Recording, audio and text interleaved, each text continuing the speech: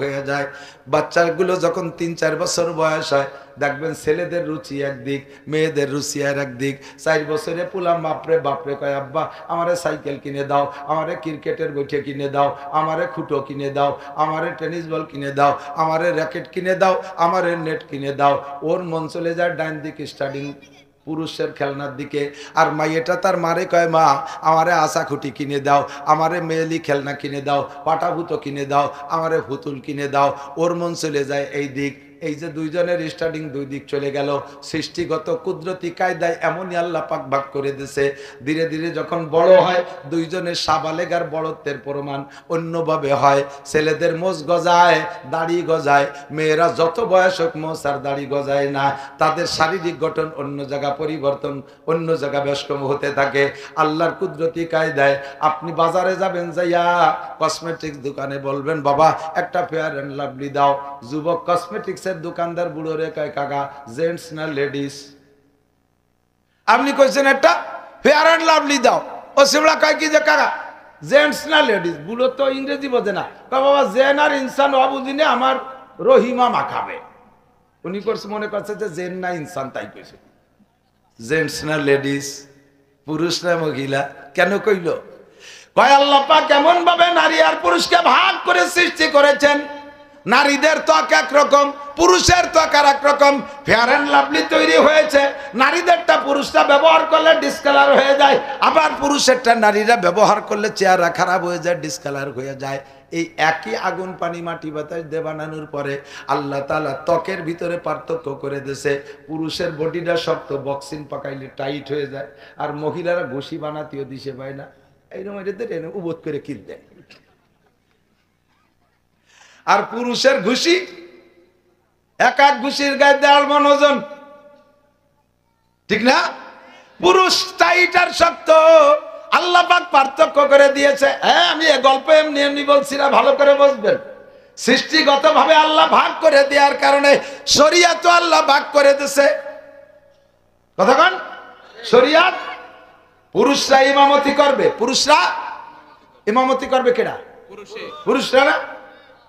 এই আমাকে এক মুফতি সাহেব ইউটিউব আছে, নাম খবর না যা, সেই হুজুরে যে অ্যারেস্ট করলো আল্লাহ হুজুর, এই নারী নেতৃত্বের বিপক্ষে তুমুল বয়ান করছে। বয়ানের পরে মানে নারী নেতৃত্ব জায়েজ নেই এই বলে বয়ান করছে। বয়ানের পরে চলে গেছে যার যার কায়দায় সবাই। 2-3 দিন পরে এক মহিলা ব্যারাকের অফিসার, ব্যারাক অফিসার এক মহিলা, ওই অফিসার সিনিয়র, উনি হুজুরে ফোন দেখা, হুজুর আপনার অমুক জায়গার অমুক রাত্রে বয়ান আমি সব শুনছি, এত ভালো লাগছে, মনে চাইতেছে এই চাকরি বাকরি আর করবো না, ছেড়ে দেবো। আপনি একটু একদিন আসবেন আমার বাসায়, বেড়াবেন, একটু দুপুরে লাঞ্চের দাওয়াত নেন। যখন এভাবে কইছে ভুলই ভালাইয়া হুজুর মোটামুটি রাজি হয়ে গেছে। তো হুজুর মনে করছে আমি দাওয়াত খাইতে যাচ্ছি, অফিসেই দাওয়াত দিচ্ছে, ব্যারাক অফিসেই, সে জায়গা কোনো অন্য কোনো টেনশন না। দাওয়াত পাইছে, মনে করছে যে বড় অফিসার, চাকরি বাকরি বারে যাই, যেভাবে তারা কামাই বেড়াইব, একটু সম্পর্ক হলে মাদ্রাসার জন্য 2 বছর সাইড লাগতো তন্তির বাণী এই বিলে গেছে। যাইয়া খাবার টেবিলি যখন বসছে, দেখে যে টেবিলি আরো বড় বড় 4 জন। পরিচয় করা দিচ্ছে এই মহিলা, ইনি ডিসি স্যার, ইনি এসপি স্যার, ইনি টিয়নো, ইনি ওসি, এই আমাদের এই জেলার বড় 4 জনকে দাওয়াত দিচ্ছে, আপনার সাথে একসাথে খাবেন। তো হুজুর খানার আগে টেবিল বেড়ে খানা সাজাই দিয়ে, খানার আগে আমার 2-1টা প্রশ্ন করবো হুজুর, কাকি নাকি খাইয়ে দিয়ে পরে কব। এখন প্রশ্ন যখন হুজুর চিনতে পড়ে গেছে, এই প্রশ্ন মাথায় থাকলে তো খাইয়ে জুত পাবো না, হারি আর জিতি, ঠগি আর জিতি, আগে প্রশ্ন পর্ব হয়ে যাক, এই ক্লিয়ার হইয়ে ব্রেন ঠান্ডা হয়ে একবারে খাই। তবে আগেই হোক, আপনি কি বলবেন বলেন। তো বলতেছে যে হুজুর আপনারা পুরুষরা লেখাপড়া জানেন, আলেম হন, শিক্ষিত হন, আপনাদের যোগ্যতা আছে, সেম লেখাপড়া তো আমরা মেয়েরাও করি। আপনি হাফেজ, একটা মেয়ে তো হাফেজ আছে, আপনি আলেম, একটা মেয়ে ভালো আলেম আছে, আপনি ভালো কোরআন শরীফ পড়তে পারেন, ওয়াজ করতে পারেন, মেয়েরাও কিন্তু কম পারে না। দেখুন আপনারা পুরুষরা মসজিদের ইমামতি করবেন, আর এই মাইয়েরা পারবে না, আল্লাহ কি এই জায়গায় বেইনসাফি করে নাই? আপনারা পুরুষরা ইমামতি এর বেতন খাবেন, তা বিটিরা লেহাপড়াশি এর কি ঘোড়ার ঘাস কেটে খাবে? তে হুজুর মহিলারা কেন ইমামতি করতে পারবে না? এখন ইমাম সাহেব যখন মহিলায় প্রশ্ন করছে, ওই 4 অফিসার তো বিটিকে দলে, ওনরাও টাইট, হ্যাঁ হুজুর খাবার আগে এই প্রশ্নের উত্তর দিতে নালি খাওয়া হবে না। ওনরা খুব মহিলার দলে চলে। হুজুর খানিক চিন্তা হইলে কয় কি, যা কইলে আমার কাছে নকল কয় যে খানিক চিন্তা হইলে শেষে কি কব এত বড় বড় অফিসার মধ্যে, তা কইতেছে যে আপা আল্লাহ যে কি জন্য আপনাকে ইমামতি দেই নেই, ইমাম বানাই নেই অত আমি জানি না, চলেন আল্লাহর সাথে যেদিন দেওয়া হয় সেদিন শুনিয়ে নেবানি। বাকি আমার যেটুকু বুঝি আসে সেটা হলো পিরাই মসজিদি, বড় বড় মসজিদ বাদে পিরাই আঞ্চলিক মসজিদে এক একজন ইমাম। কয়জন ইমাম? কয়জন? একজন। তো ইমাম সাহেব যদি না থাকে অনেক সময় ওই মসজিদে নামাজও হয় না।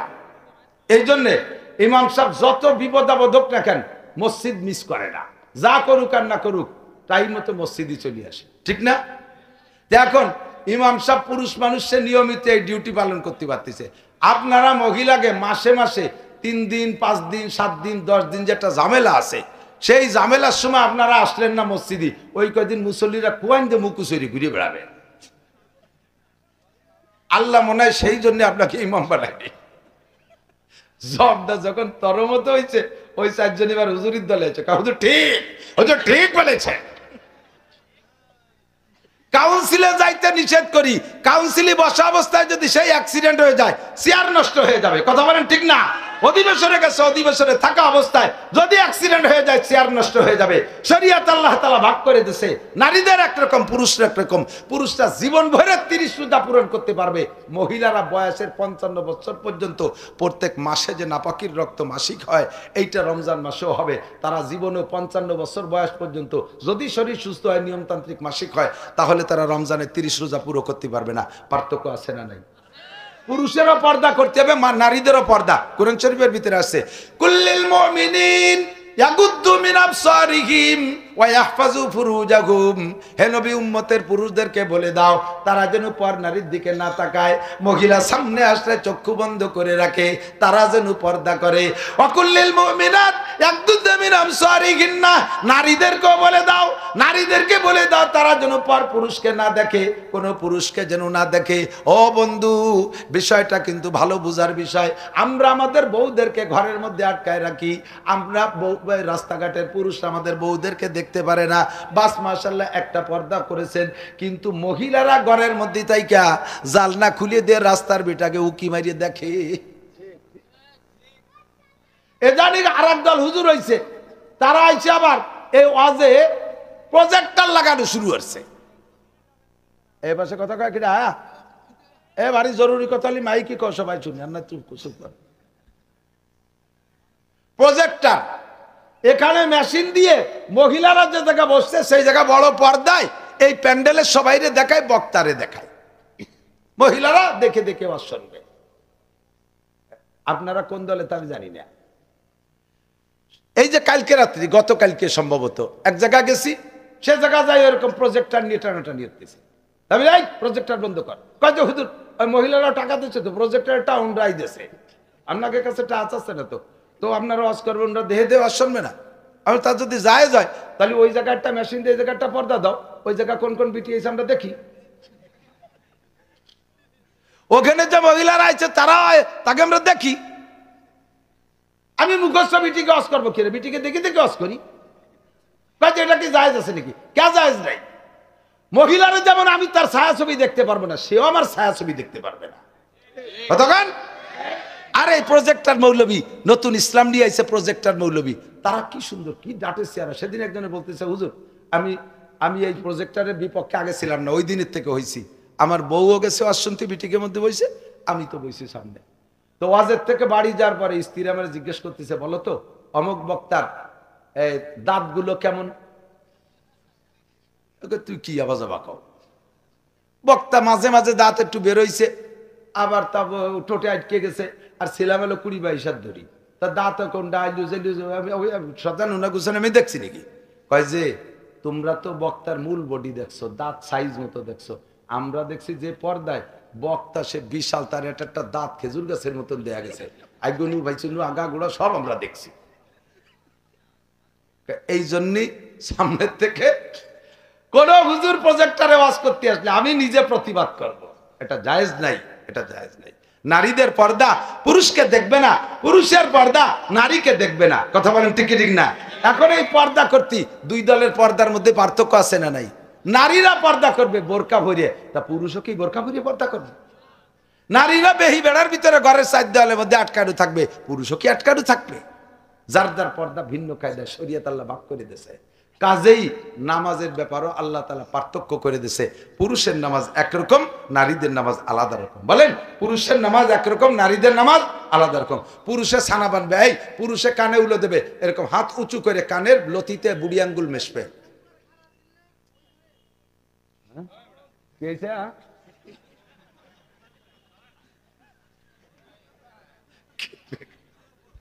আদিক পুরুষে কানে উলা দেবে, হাত তুলবে কতটুক বলেন তো? এই বুড়ি আঙ্গুল কানের সাথে লাগাবেন, মানে আপনি কান ধরে আল্লাহর কাছে আত্মসমর্পণ করে নামাজে শুরু করলেন, এহরাম বানলেন। মানুষে পুরুষে কানে আঙ্গুল দেবে, কানে বুড়ো আঙ্গুলি ছোঁয়া লাগবে। মহিলারা ও পর্যন্ত উঠবে না, তারা বগল চেপে রেখে কাঁধ পর্যন্ত হাত উঠাবে, এতটুকু যথেষ্ট। কারণ এমনি সমান মানুষের স্বাভাবিকভাবে থাকলে শয়তানে মানুষের বডি নিয়ে অত তালতামাশা করে না। যত আকামের বুদ্ধি নামাজের মধ্যে গেলি দেয়। এই যে এখন বসে রয়েছেন, কে মনের মধ্যে কোনো উল্টো পাল্টা নাই, অজু বানায় 2 রাকাত নামাজে দাঁড়ান, দেখবেন যে কি কি মনে আসে। ভালো কিশোর যত পচা কুইয়ে ভাও কথা, আকাম কুকাম কি আর বলো, বলি সত্যি পারতেছি না, যত আজে বাজে সেইগুলো আপনি হাজারো চেষ্টা করবেন যে আমি ভালো একজন হুজুরির কথা খেয়ালরি, কাবাগরের কথা খেয়ালরি, আল্লাহর কথা খেয়ালরি, এই কথা মনে 1 সেকেন্ডের ভিতরে স্টার্টিং ঘুরিয়ে চলে যাবে। অমুক মহিলা কেমন, সমক মহিলা কেমন, কার সাথে কি হয়েছিলি, এই সব সামনের পর চলে আসবে। কথা বলেন? এই জন্য নামাজে দাঁড়াইলে শয়তানি আইছে অঙ্গ প্রত্যঙ্গ নিয়ে আকাম করতে, তাহলে তাকে তালতামাশা করতে, তাহলে কলবের মধ্যে বসে এই গুটি চালায়। তো মহিলাদেরকে নিয়ে বেশি শয়তানি করে, পুরুষের তো অত তেমন কিছু না, পুরুষের অল্প। এই জন্য পুরুষে হাত উঁচু করে কানে উলো দেবে, কোনো সমস্যা নেই। মহিলারা হাত উঁচু করলে তাদের বুকটা টান টান হয়ে যায়, তখন শয়তানের যে বুকের সাথে শয়তানি করে, এই জন্য বুক চাপা দিয়ে এরকম কাঁধ পর্যন্ত উঠাবা। এরবারে পুরুষের ছানা বানবা নাবির নিচে। কেন? তোমার শরম নাবির নিচে, তুমি যদ্দূর পারো হাত ছাড়িয়ে দেবা। ছানা বান্ধার নিয়ম কে দিক তাকান, 2 আঙ্গুল দিয়ে ধরবেন, বা 2 আঙ্গুল দিয়ে ধরে 3 আঙ্গুল উপরে, অথবা 2 আঙ্গুল নিচে এই পাশে 1 আঙ্গুল, 2 আঙ্গুলটা উপরে রেখে নর্মালি ছেড়ে দেবেন। একেবারে এরকম বাজতে রাখবেন না, অনেকে ফ্যাটের উপরে বাঁধতে দেবে। ওকে, পুরো ছাড়িয়ে দেবেন, যে জায়গা যায়, যে জায়গা গেলে নাবির নিচে যাবে। কোন জায়গা যাবে? পুরুষের নাবির নিচে। পুরুষের শরম নাবির নিচে, হাত ছাড়িয়ে দেবেন, শয়তানের নিচে যে শয়তানি করতে পারবে না।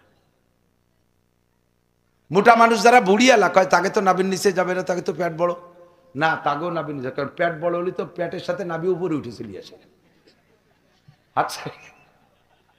হাত ছাড়িয়ে দিলে জায়গা মতোই চলে যাবে। এবার মহিলারা বুকি বাঁধবে, এই মহিলারা ছানা কোথায় বাঁধবে? বুকে বাঁধবে। দাঁড়ানোর সময় পুরুষে একটু ফাঁকা করে দাঁড়াবে, 4 আঙ্গুল 6 আঙ্গুল 8 আঙ্গুল 1 বিঘেত, 1 বিঘেতের বেশি না। অনেকে নামাজে দাঁড়ায় একেবারে টান টান করে দেশ, আরামে দাঁড়ায়, ওই যে স্কুলে দাঁড়ায় দাঁড়ানো, আরামে দাও, পাশের জন্য লাথি দিয়ে সরাই দিয়ে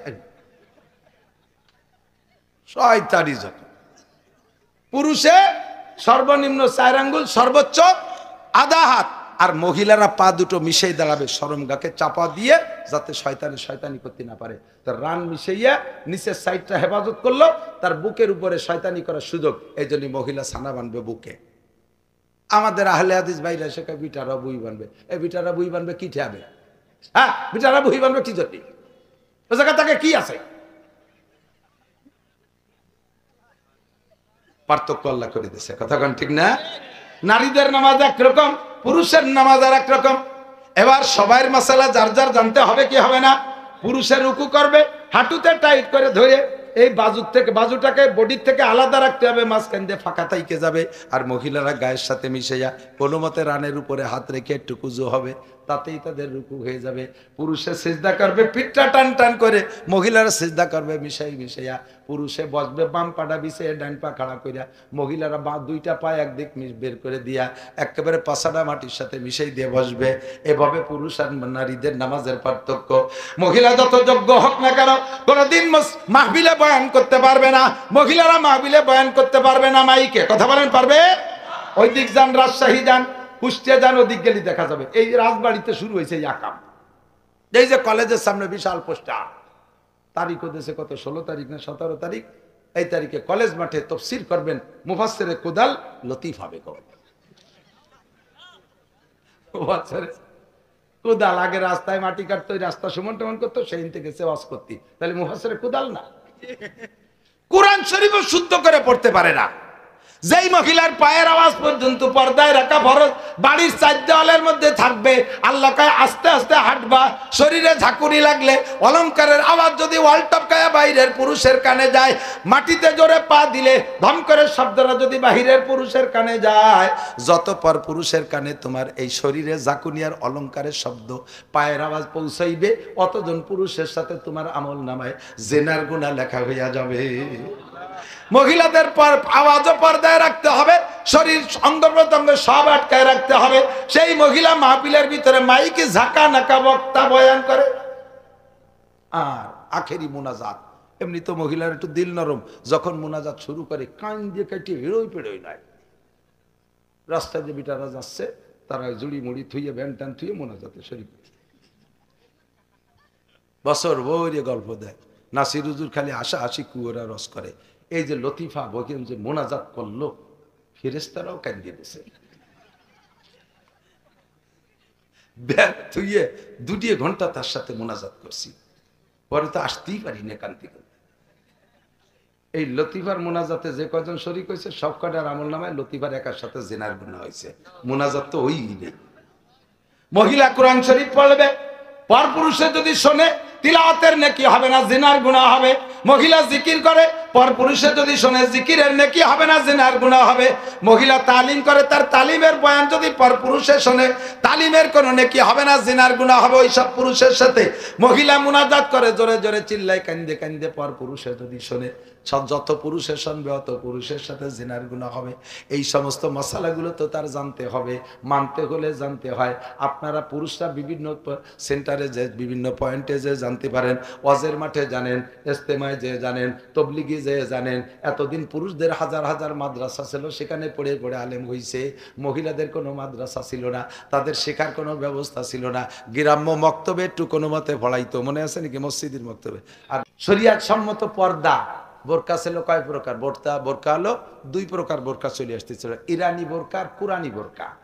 ইরানি বোরকা হলো র্যাবের পাগড়ির মতো বাঁধতে চোখ খোলা থাকতে হবে, উপরে একটা শেরওয়ানি, নিচে জিন্সির প্যান্ট পরা, এর নাম হলো ইরানি বোরকা। পাতলা ফিনফিনে মশারির কাপড় দিয়ে বানাতে হবে।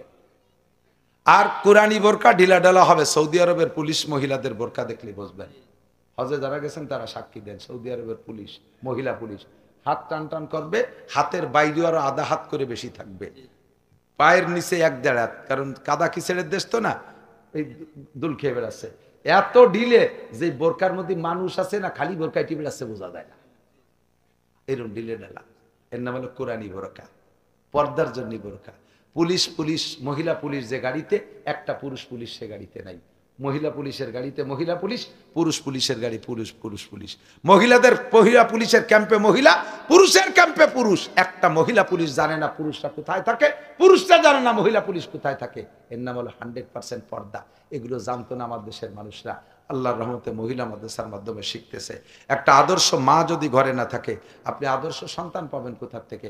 সন্তান জন্ম দিয়েছে মা, কক্সবাজার কুয়োকাটা বন্দুকের সাথে মা গেছে শিক্ষা সফরে, ওই জায়গায় যে ডেলিভারি যন্ত্রণা উঠছে, পাশে এক দোকানের মধ্যে যাইয়ে ডেলিভারি হয়ে গেছে।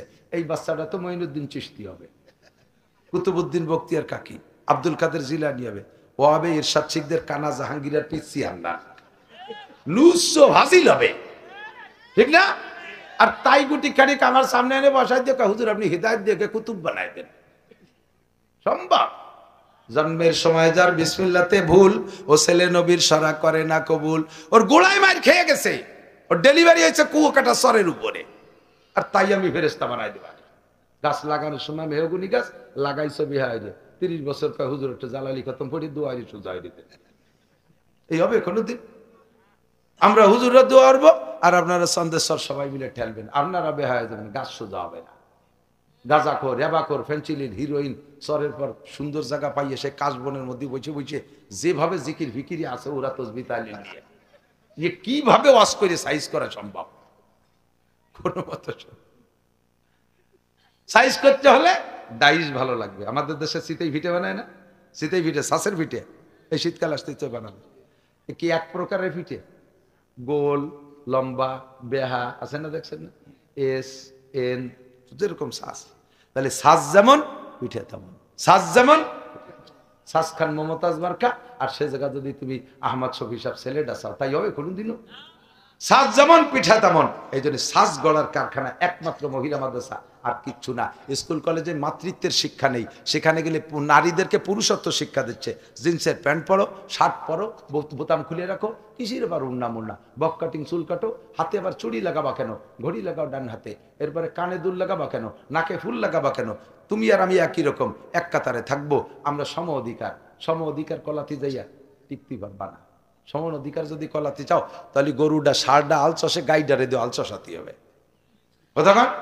আমার এক উস্তাদ ছিল মাওলানা আকিল আলী সাহেব রহমাতুল্লাহ আলাইহি, উলামায়ে কেরাম আমাদের ওই কালার সেনে পাস করেন হুজুর আল্লামা আল্লামা। তো উনি ফুকরা মাদ্রাসায় পড়াইতেন, বাড়ি গেছে আল্লাহর বান্দা। তো বাড়ি যে দেয় দুপুর বাড়িতে, ঠিক আছে, সে সময় গাড়ি ঘোড়া ছিল না, সেই ফুকরুতে কাশিয়ানি থেকে টুঙ্গি বেড়াই, ঠিক আছে, শেখ সাহেবের বাড়ির পাশেই বাড়ি। তো যাই দেয় যে ওনার স্বাস্থ্য ভাই একজন আলচস্তিছে, এক পাশে একটা আবাল কয় আমাকে ওই বলদ গরু, যেটা আবাল, হ্যাঁ বলদ যেটা আলি গরু কি কয় রে আবাল, ঠিক আছে তো, আর এক পাশে একটা গাই। এখন দুপুর পর্যন্ত আলচসছে, শেষে মই দিয়ে আসতে হবে না? যখন মই দেওয়ার সময় হয়েছে, বই শশা হয়ে গেছে, ওনার ছেলেরে ডাকতেছে, এ নান্টু মই খান নিয়ে আয়। দুপুর পর্যন্ত হাল চষার পরে 1 বিঘে জমি চষছে, গরু গেছে ক্লান্ত হইয়া। যখন ছেলে তো ওই মাঠের মধ্যে মই নিয়ে আসতেছে, আবাল গরুটা ওই দেখে শুয়ে পড়ছে। আল্লাহ, এই নাকি মানুষ! দুপুর পর্যন্ত হাল চষি 1 গিলাস পানি খাতি দিল না, খাবার দাবার নাই, একখান টোস্ট বিস্কুট নেই, আর এখন যদি এই মই দিতে তা জান থাকবে। আবালটা শুয়ে পড়ছে, ও তো বিরক্ত হয়ে গেছে, আল চস্তি চস্তি ক্লান্ত হয়ে গেছে, যেন কোনো মতে মই দিয়েছে, ওকেও খাওয়াবো আমিও খাবো, গোসল টোসল করবো। এই সময় শুয়ে পড়ছে, ওর গেছে মিজাজ খারাপ, ধমাধম আবালটারে বাড়ি শুরু করছে। ও আতা কাতা ছাড়ি দিয়েছে, মারিয়ে ফেললিও মই দেওয়ার কায়দা নেই। পরে আগুন তা নিয়ে যত উক্কা খাতি, আগুন রাখতো, যে উক্কা খাইতো না মাঠে, মনে আছে নাকি মুরব্বীরা? এই আগুন তা নিয়ে আবালের ফাঁসায় ঠেসি ধরছে, গরমে সহ্য না বাড়িয়া জাকি দিয়ে উঠছে, ওর উঠা চাষ গাইডা শুয়ে পড়ছে। এখন ওর মিজাজ আরো খারাপ হয়েছে, এখন গাইডে মারবে। এর মধ্যে আকিল আলী সাহেব গেছে, তো উনি এই খেলা দেখতেছে, যখন গাইডে পিঠে গেছে, উনি গায়ের গায়ে বাড়ি দিবেন। তা আপনি কে? আপনি ঠেকানোর কে? আমার গায়ে আমি জমি দিয়ে খেয়ে বলবো। সে খাবি খা, আমি বাড়ি তুই পারবি না। কে বাড়িব না কে? ভাই আল চষা তো গায়ে। শাহী দরবারে আমাদের পক্ষ থেকে পাঠাই অসংখ্য শুকর, যে আল্লাহ পাক রব্বুল আলামিন এই বিশাল দুনিয়ার মধ্য থেকে বাংলাদেশ নামে ছোট্ট অল্প একটু জায়গা আমাদের জন্য স্বাধীন করে দিয়েছেন। বারবার স্বাধীন করতেছে আল্লাহ তাআলা, শেষবারও আবার স্বাধীনতা পেয়ে তার স্বাদ আমরা বিভিন্নভাবে উপভোগ করতেছি।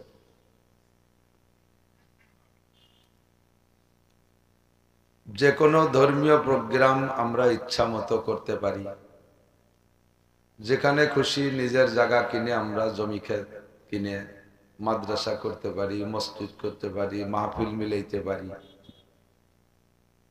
ঈদগাহ বানাইতে পারি, কবরস্থান বানাইতে পারি, তবলিগের কাজ করতে পারি, ইস্তেমার ময়দান বানাইতে পারি, ফরজ ওয়াজিব সুন্নাত নফল সব ইবাদত করতে পারি, কোনো বাধা নাই।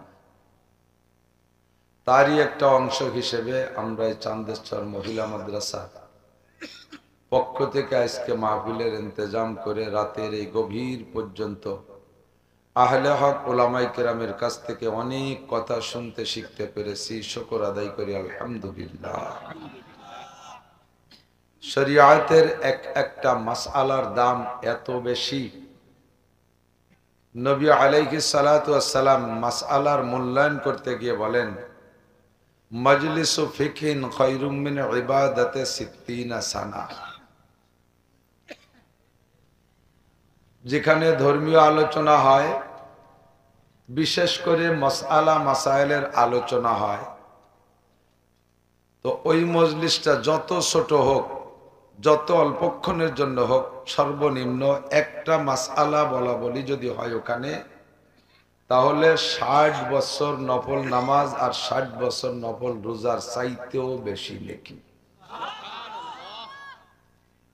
অবশ্যই উলামায়ে কিরাম মাগরিবের পর থেকে পর্যন্ত অনেক মাসআলা আপনাদেরকে শোনাইছে। আজকে এই জায়গাটা নেকির ইন্ডাস্ট্রিজ হয়ে গেছে, এজন্য শুকর আদায় করি আলহামদুলিল্লাহ।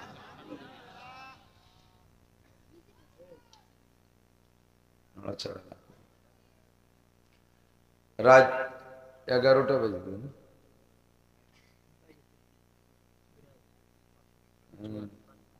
5 মিনিট বাকি। গভীর রাত পর্যন্ত মাহফিল করে ছেড়ে দেব, বাড়ি যে খেয়ে দিয়ে শুইতে শুইতে ঘুমাইতে ঘুমাইতে 2টা বেজে যাবে। ফজরের নামাজ পড়তে কষ্ট হবে। ফজরের 2 রাকাত নামাজ জামাতে পড়া এইরকম মাহফিলের, লক্ষ মাহফিলের চাইতে দামি। যে মাহফিলের কারণে ফজরের নামাজ নষ্ট হয়, ওই মাহফিলে কোনো বরকত থাকে না। তাৎক্ষণিকভাবে অনেক কিছু দেখলেও এর মূল বরকত শেষ হয়ে যায়। চেষ্টা করতেছি সব জায়গায় মাহফিলগুলো অল্প রাতের মধ্যে নিয়ে আসা। উলামায়ে কিরাম শাহেদ হাজের, বহুত বড় বড় আলেম আছে এখানে, আমাকে পড়াইতে পারে এরকম আলেম অনেক আছে, সকলে আমাকে সাক্ষী দিবে। নবী আলাইহিস সালাতু ওয়াস সালাম রাত 12টা, 1টা, 2টে, 3টে, 4টে পর্যন্ত মাহফিল করে খিচুড়ি রান্না করে সাহাবায়ে কিরামদেরকে তবারক খাওয়াই দাওয়াইয়ে বাড়ি গেছে। এরকম একটা হাদিসও নাই। ইয়ার আল্লাহর কি ক্ষতি পারি। হুজুর বেশিরভাগ বয়ান করতেন ফজর বাদ আর মাগরিব বাদ। বয়ানও হবে, নামাজও হবে, ঘুমও হবে, তাহাজ্জুদ হবে, কোনো তার ক্ষতি হবে না, ঠিক না? আর আমরা এমন বয়ান ধরি কেমন যেন ইসলামের কন্ট্রাক্টারই দিছি, যে কোনো ভাবে কন্ট্রাক্ট সিজনের মধ্যে উঠে ছাড়তেই হবে, নালি বিল মারিয়ে যাবে। এই মাহফিলও আমাদের হাতে পড়ে বিপদে পড়ে গেছে। পরিমাণ মতো টাইমের মধ্যে ছেড়ে দেওয়া হবে। দোয়া করি আজকে যদি ফজরের নামাজ না পড়েন, এর জন্য অ্যারেস্ট হবেন না? হবেন না? স্বরাষ্ট্র উপদেষ্টার কাছে, আল্লাহর কাছে অ্যারেস্ট হবে। কিয়ামতে যে প্রথমই জিজ্ঞাসা হবে, এ যদি আগে পাশে আর 2-4টে জিজ্ঞেস করতে করতে মাঝে নামাজ আসতো, গোলা ফুলা দিয়ে সেরি চলে যেতাম। কিন্তু আউয়ালু মা ইউহাসাবু বিহিল আবদু ইয়াউমাল কিয়ামাতিস সালাহ, কিয়ামতের মাঠে সর্বপ্রথম যে জিজ্ঞাসাটা হবে মুসলমানের কাছে, তা হলো নামাজ। এটুকুন তা কি? নামাজ। ফামান সালুহাত সালুহা সাইর আমালিহি। নামাজের প্রশ্ন যদি সুন্দর করে জবাব দিতে পারেন, বাকিগুলো আল্লাহ তাআলা আসান করে পার করে দেবে। বরঞ্চ আর প্রশ্ন নাও হতে পারে, যেটা হুজুরের হাদিস, মান হাফাজা আলাস সালাওয়াত, যে ব্যক্তি 5 ওয়াক্ত নামাজ ঠিক করে পড়ে, আকরামাহুল্লাহু বিখামসি খিসাল, আল্লাহ তাআলা তাকে 5টি পুরস্কার দিবেন। একটি পুরস্কার, ইউরফা আনহু যিকুল আইশ, নামাজি ব্যক্তিকে আল্লাহ তাআলা দুনিয়ায় কোনো অভাব দেবে না। একটু নড়লো চললো না, দেখুন সুবহানাল্লাহ, সাইয়ে করা। নামাজি ব্যক্তিকে আল্লাহ তাআলা রেগুলার 1 প্যাকেট গোপাল বিড়ি দেবে। এবার কোন কি না, এবার সুবহানাল্লাহ, বিড়ি 20টা, কি খুশি। নামাজি ব্যক্তিকে আল্লাহ তাআলা দুনিয়ায় কোনো অভাব দেবে না। অভাব দেবে না মানে রিক্সা চালানোওয়ালারে বিমানের পাইলট বানাবে তা না, রিক্সা চালানোওয়ালাকে, ভ্যান চালানোওয়ালাকে রকেট বিমানের পাইলট বানাবে তা না। তার মানে হলো তাকে কোনোদিন গ্যাপ গর্তের মধ্যে পড়া লাগবে না, তার কোনোদিন ডিউটি মিস হবে না, রাস্তায় আর ভ্যানালারা যাত্রী না পেলেও ও রেগুলার পাবে। 500 টাকা যে ডেলি ইনকাম করে সে যদি নামাজ পড়ে তাহলে রেগুলার তার 500 টাকা ইনকামের দরজা খোলা থাকবে, তার লস হবে না। যে লোকটাকে 1 কোটি টাকা ডেলি ইনকাম করে ও লোক যদি নামাজ পড়ে তাহলে ডেলি তার 1 কোটি টাকা ইনকামের পথ খোলা থাকবে, রিজিকের অভাব হবে না। মানে এই ব্যক্তি যেমন তার রিজিক তেমন, কথা কন না কেন? ব্যক্তি যেমন তার ওই ব্যক্তি পার্থক্যে রিজিকের পার্থক্য আল্লাহ তাআলা করে রাখছে। ওখানে যদি উল্টো পাল্টা হয় তাহলে কের সহ্য হবে না। যেমন 300 টাকা দামের চাউল আছে না, 300 টাকা দামের ভাতের চাউল আছে না, অকিনে খাওয়ার লোক আছে না নাই? আবার 40 টাকা দামেরও চাউল আছে, তা খাওয়ারও লোক আছে, ঠিক না? তো 40 টাকা দামের চাউল যারা খায় গাবের আঠির মতো বড় বড় মোটা মোটা চায়, ও যারা খায় ওকে 300 টাকা দামের চাউলের ভাত খাইলে ওরা কাজ করতে পারবে না, কারণ ওই মোটা চাউল খাইয়ে পেটে ওজন হবে, দুপুর পর্যন্ত কুদাল কোপাবে, একটুও কমে না। আর ওই পাতলা ভিড় ভিড়ে চাউলের ভাত খাই দিলি 2 কোপ দিয়ে একবার পেশাব করলি আর পারতেছি না। এই জন্য ওকে জন্য আল্লাহ তাআলা মোটা চাউল রাখছে। আবার ওই 300 টাকা দামের চাউল যে খায় তারে যদি 40 টাকা দামের চাউল খায় দেয় ওর ডায়রি কলেরা হয়ে যাবে, ইয়ার গানের গলির মতো বেঁচে বারোয় চলে যাবে, একটু হজম হবে না পেটে।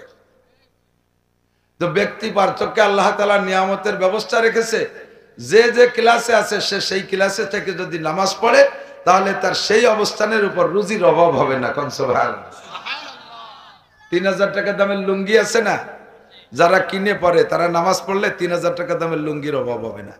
আবার 300 টাকা দামের লুঙ্গি আছে, তা যে পড়ে সে নামাজ যদি পড়ে তার 300 টাকা দামের লুঙ্গির অভাব হবে না, রিজিকের অভাব হবে না। মানে এইটা আবার ভুল বুঝেন না যে নামাজ পড়লি পরে রাতারাতি আল্লাহ শিল্পপতি, কোটিপতি, রাষ্ট্রপতি, ভগ্নিপতি বানাই দেবে, অর্থ লোভ করা ঠিক না।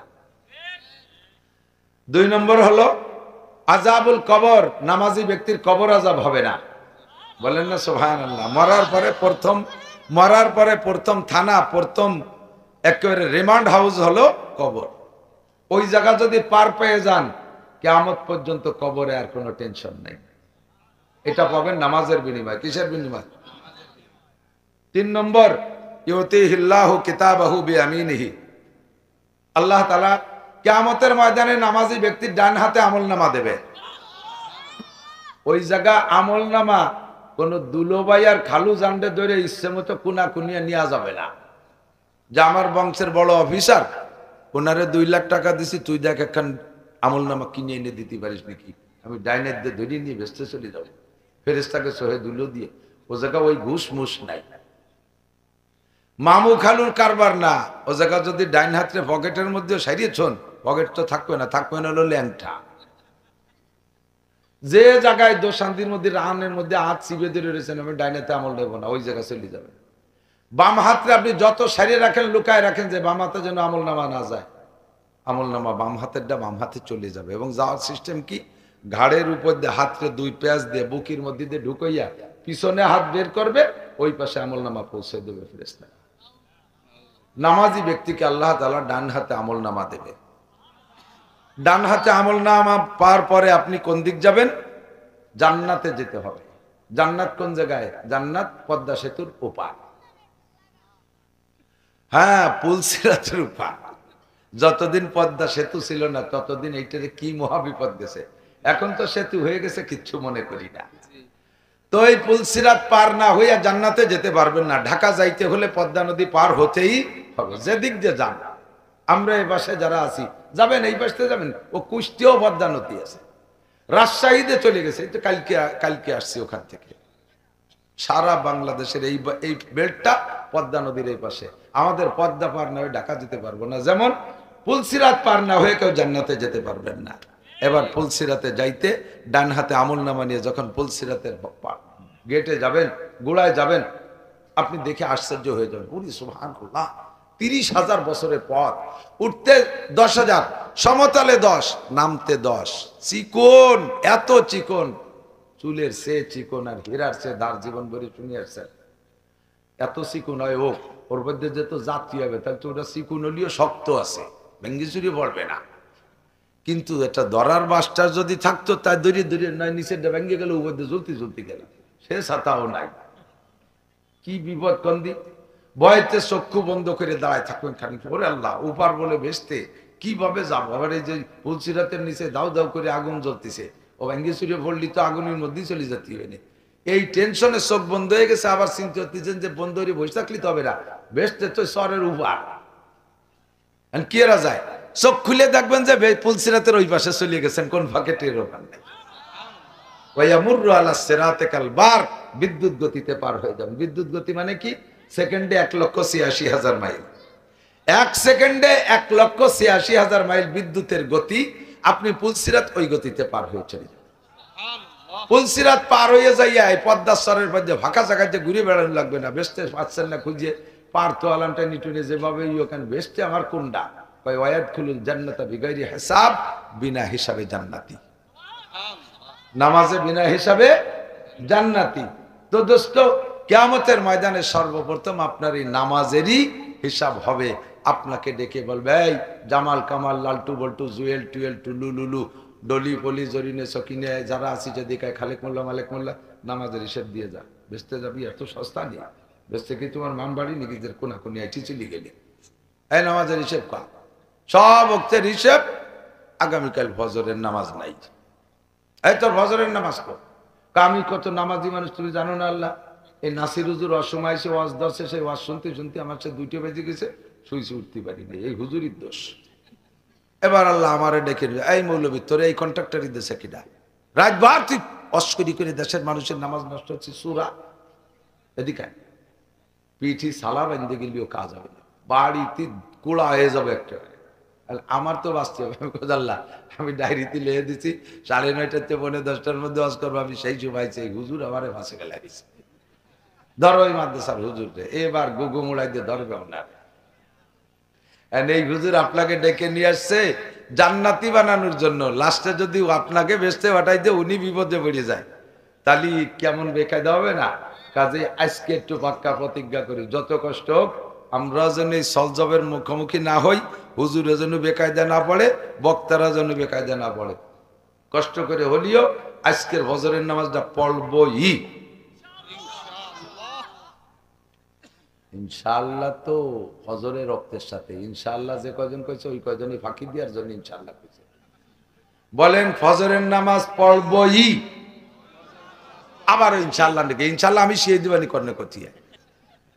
ফজরের নামাজ আজকে পড়বই, পড়বই। বলেন পড়বই ইনশাআল্লাহ, ফজর পর্যন্ত বেঁচে থাকে।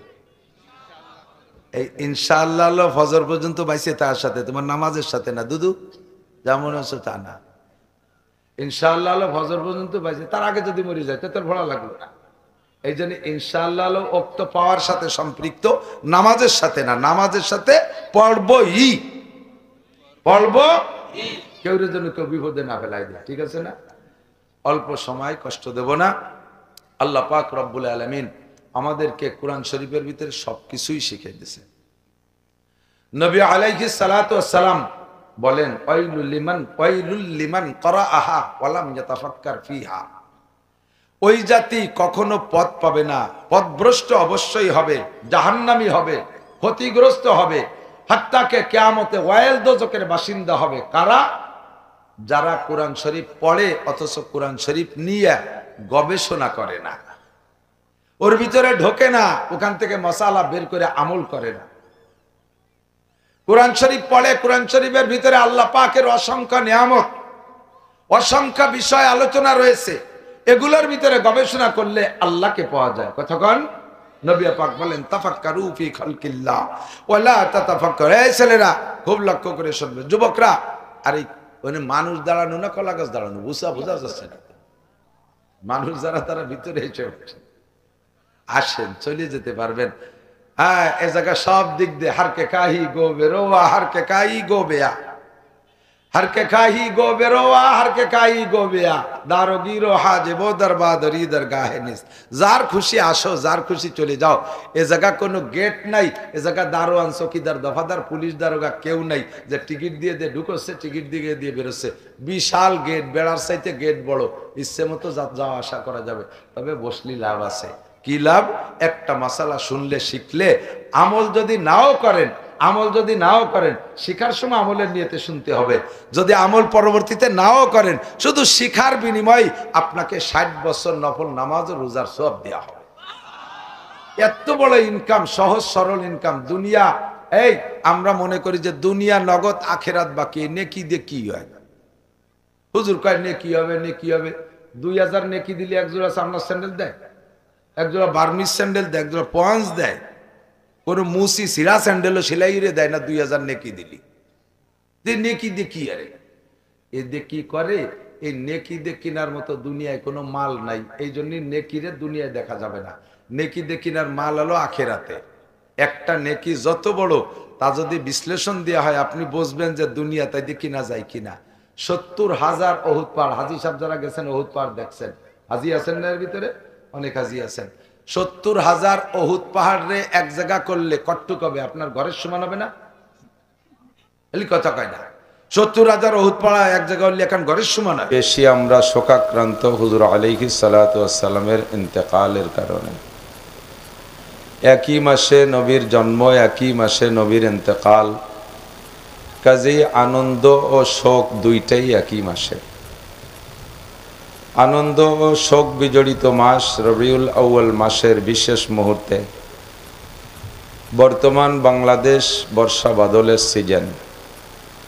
এ সময় বৃষ্টি হওয়াটাই নিয়ম, বৃষ্টি না হওয়া অনিয়ম। কৃষকের ক্ষেতে প্রচুর পানির প্রয়োজন থাকে।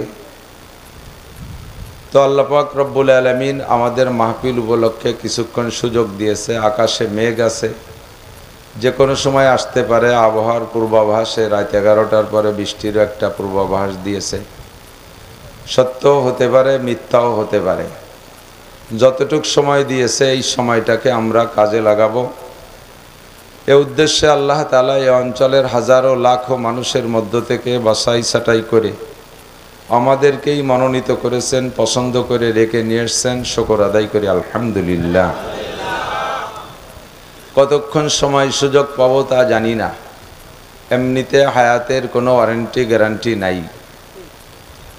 কুল্লু নাফসিন যায়িকাতুল মাউত, প্রত্যেকটা প্রাণী মরণশীল।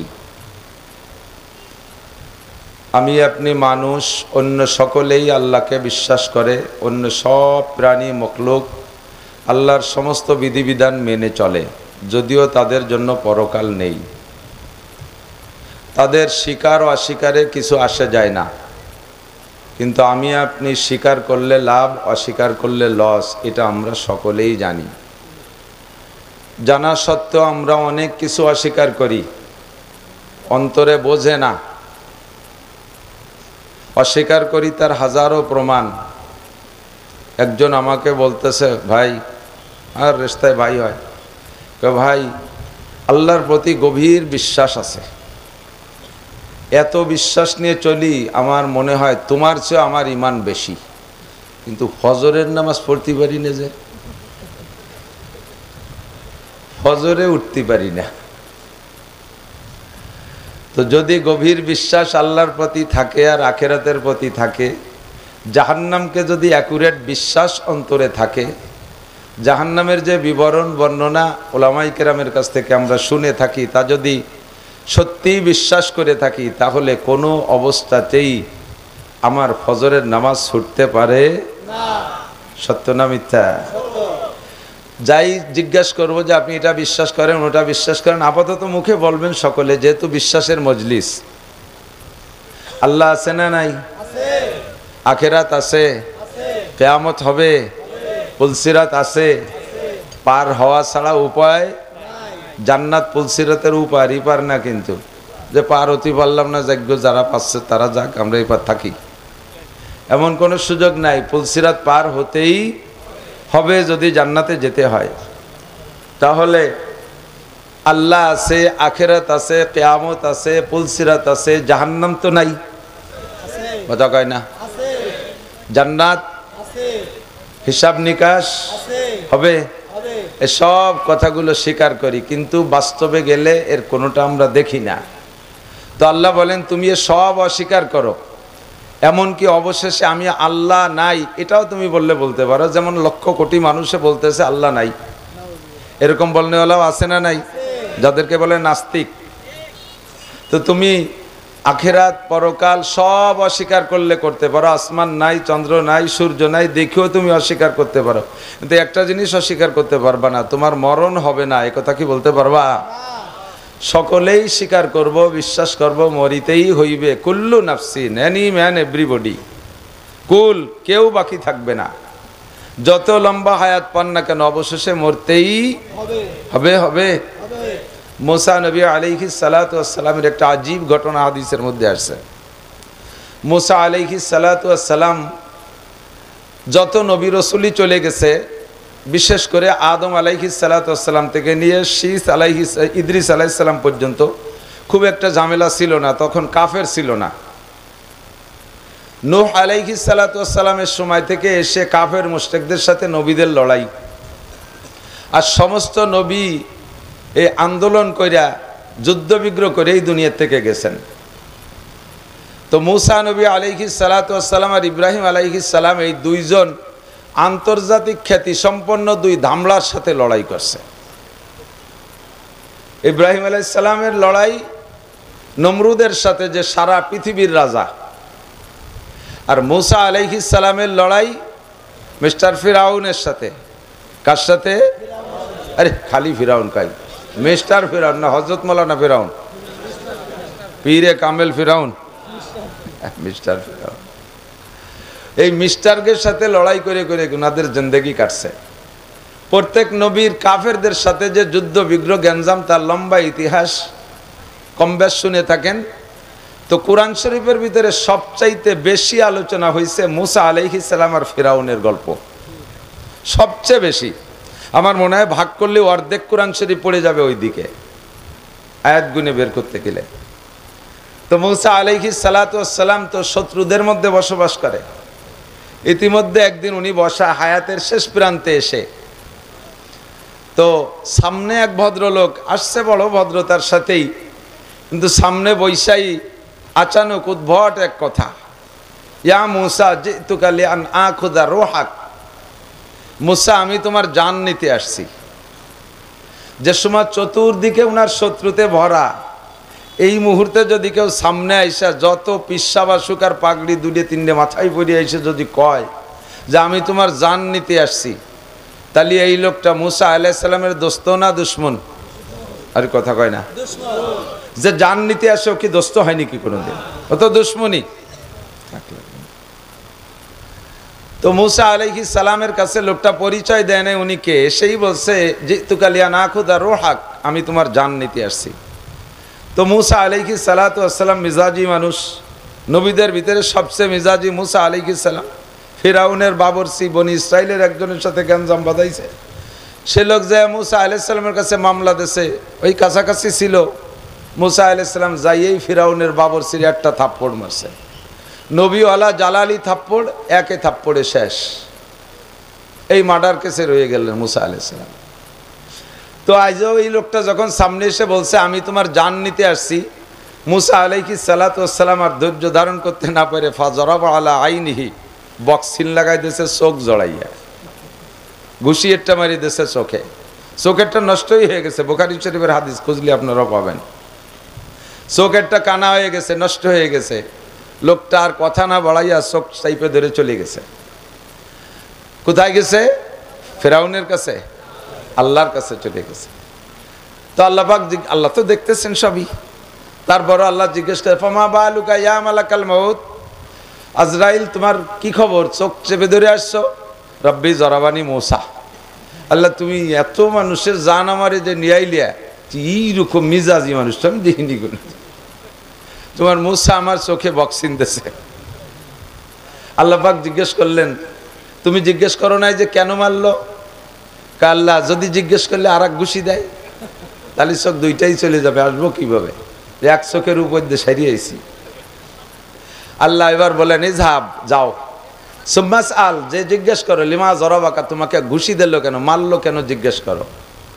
তো ফেরেশতা তো আল্লাহর হুকুমের গোলাম, আমরা হুকুম করলে কেউ রে কেউ মানতেও পারে নাও পারে, কিন্তু ফেরেশতারা এতই ফরমাবরদার আনুগত্য আল্লাহ পাকের যে যে কোনো হুকুম তারা কোনো দ্বিধা দ্বন্দ্ব ছাড়া, কোনো প্রশ্ন ছাড়া, মতানৈক্য ছাড়া তারা সেটা পালন করার জন্য আপাদমস্তক প্রস্তুত।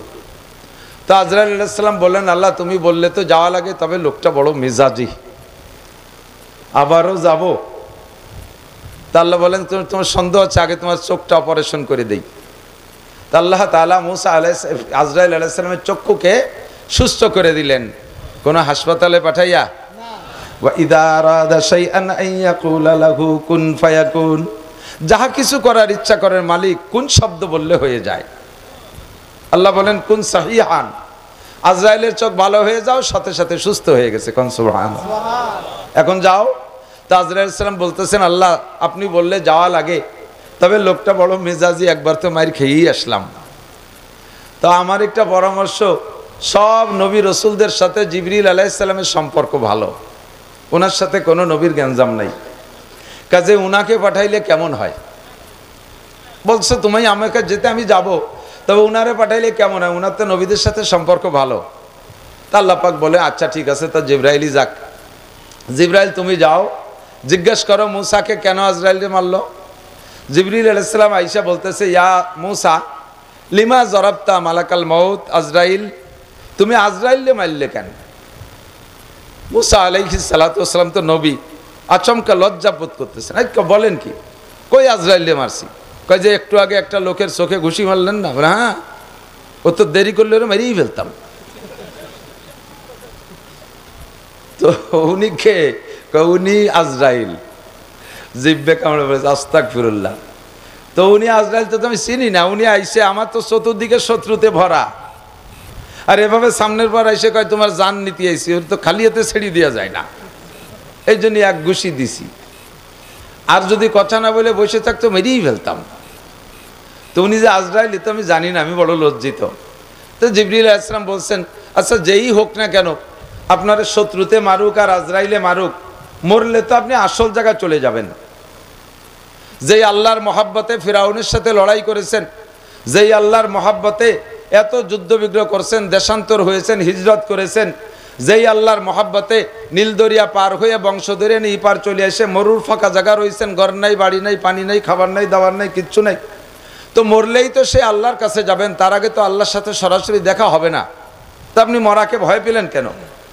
তো মুসা আলাইহিস সালাম বলছেন, আমি মরাকে ভয় পাইনি, আমি মরতে জন্য রেডি এনি টাইম। তবে কেন মরতে চাইলেন না, ওনারে মারলেন, যে আল্লাহ পাকের সাথে আমার কিছু জরুরি কথা রয়ে গেছে, সেই কথাগুলো এখনো শেষ হয় নাই, এর মধ্যে আমি মরবো কিভাবে। তো বলেন কি কথা, আমি যে পৌঁছাই।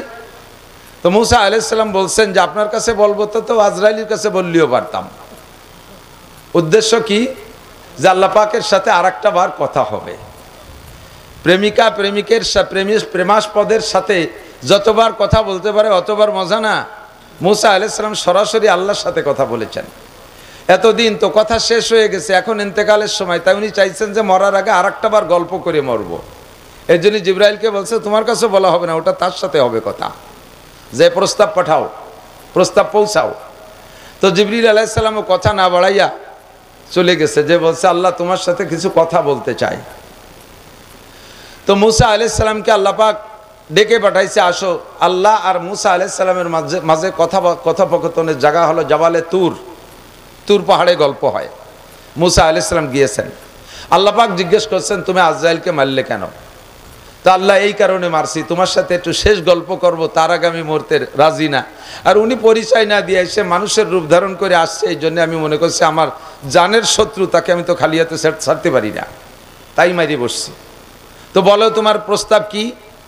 তো মুসা আলাইহিস সালাম বলছে, আল্লাহ আমি আসি বিদায় মান্না সালওয়া মীরা সদ্দার তিহে গাম হলকেরা আজ ফয়জে খানে থানবী। আমি এই বনি ইসরাইলের মধ্যে আসি বিধায় আমার ওসিলায় আমার 6 লক্ষ বনি ইসরাইলের জন্য তুমি আসমান থেকে খানা পাঠাও, মান্না সালওয়া পাঠাও। আমি ইন্তেকালের পরে আমার উম্মতের জন্য কি এই খানা চালু থাকবে, নাকি দুনিয়ার নেতা নেত্রীদের মতো ভোট না দিলে তাদের সেই মহল্লায় ভিজিএফ কার্ড দেয় না, আগের চেয়ারম্যানের দিয়ে যা কার্ড টপাটপ কাটিয়ে সাফ করিয়ে ফেলায়। আমি চেয়ারম্যান মারা গেলে কি আমার উম্মতের ভিজিএফ কার্ড বন্ধ হয়ে যাবে না, রানিং থাকবে। এরা খাবে কি, ঘর নাই, বাড়ি নাই, ইন্ডাস্ট্রি নাই, চাকরি নাই, বৈষম্যতায় ভুগতেছে, এক দলের চাকরি হয় আর এক দলের হয় না। এই জয় জামেলার ভিতরে আমার উম্মতের কোনো চাকরি নাই, এরা খাবে কি? তো আল্লাহ পাক রব্বুল আলামিন মৌখিক জবাব কম দেন, বাস্তব দিয়ে জবাব বেশি দেন। আল্লাহ পাক জবাব দিলে অনেক জবাব দিতে পারতেন, জবাব না দিয়া আল্লাহ পাক বলেন ইজরিব বিআসাকাল আরদ, তোমার হাতের লাঠি দিয়ে মাটিতে একটা বাড়ি মারো। ফাজারাবা আলাল আরদ, মাটিতে বাড়ি মারছে, মাটি ফাইটে গেছে। মুসা আলাইহিস সালামের জালালি বাড়ি, মাটি সরে গেছে, পানি বেরোয় আসছে, এত জোরে বাড়ি মারছে। যখন পানি বেরিয়ে আসছে, আলান মা, এখন কি দেখছো মুসা? আলান মা, এখন পানি দেখতেছি। ইজরিব বিআসাকাল মা, পানিতে বাড়ি মারো। আবার পানিতে পিটান দিচ্ছে, পানিও ফাইটে গেছে। ফানফালাকাল মা, পানি ফাইটে দুই ভাগ হয়ে গেছে। পানি সরে যাওয়ার পরে নিচ থেকে একটা পাথর দেখা যাচ্ছে। আলান মা, এখন কি দেখা যায়? কাল হাজার, একটা পাথর দেখতেছি। ইজরিব বিআসাকাল হাজার, তোমার হাতের লাঠি দিয়ে পাথরে একটা পিটান দাও। ফাজারাবা আলাল হাজার, আবার পাথরে পিটান মারছে। ফানফালাকা, পাথরটাও বাড়িতে ভাগ হয়ে গেছে। আরে ভাই, একটা জামা ইট, একটা শক্ত ইট, পিকেট ইট, তাই আতুর্দে বড় ভাঙতে পারি না। আর পাথর যত নরম হোক না কেন, পাথর তো। মুসা আলাইহিস সালামের জালালি বাড়িতে পাথরটা ফাইটে গেছে। পাথর ফাইটা দুই টুকরা দুই দিক সরে চলে গেছে। এর ভিতরে দেখো, ওই পাথরের মাঝখানে ছোট্ট একটা পোকা ছিল, বেরোয় আসে, নরম সাদা পোকা। অফিফিহে উসবুন তরি, আর এই পোকাটার মুখে কাঁচা ঘাস। একটু বলবেন না কিছু? কোথায় পোকা? পাথর কোথায়? পানি কোথায়? মাটির নিচে। অক্সিজেন নাই, কোনো যন্ত্র নাই, প্রবাহিত বাতাস নাই, এই জায়গা কাঁচা ঘাস, পাথরের পেটের ভিতরে। আকালা নেস অবাকিয়া নেস, অর্ধেক খাইছে আর অর্ধেক বাকি আছে। পোকাটায় আওয়াজ দিয়ে দিয়ে খাচ্ছে আর আল্লাহর শুকর আদায় করতেছে। মুসলমান না শুকর। পোকাটায় বলতেছে, আরবিতে দোয়া করতেছে। মুসা আলাইহিস সালাম শুনলেন, সুবহানা মান তারানি, সব পবিত্রতা তোমার আল্লাহর, তুমি আল্লাহর।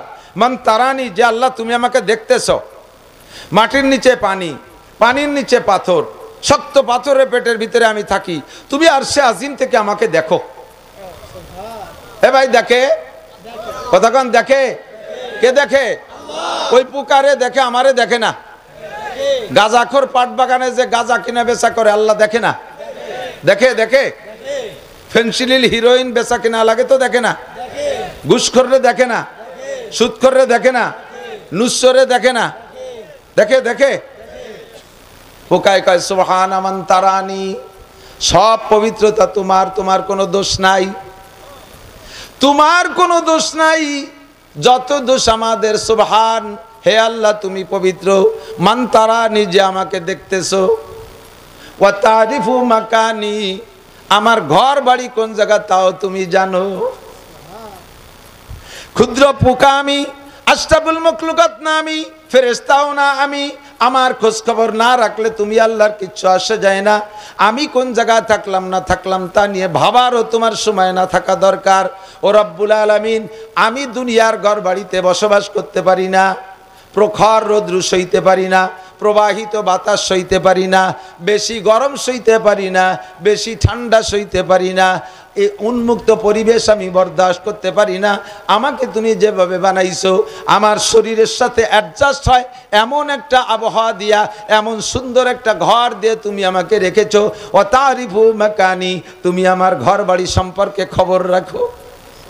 ও তারজুকুনি ফি কলবি হাজারি, আর এই পাথরের পেটের মধ্যে রাইখা আমার যেমন খাদ্যের দরকার তা তুমি দিয়ে যাচ্ছ।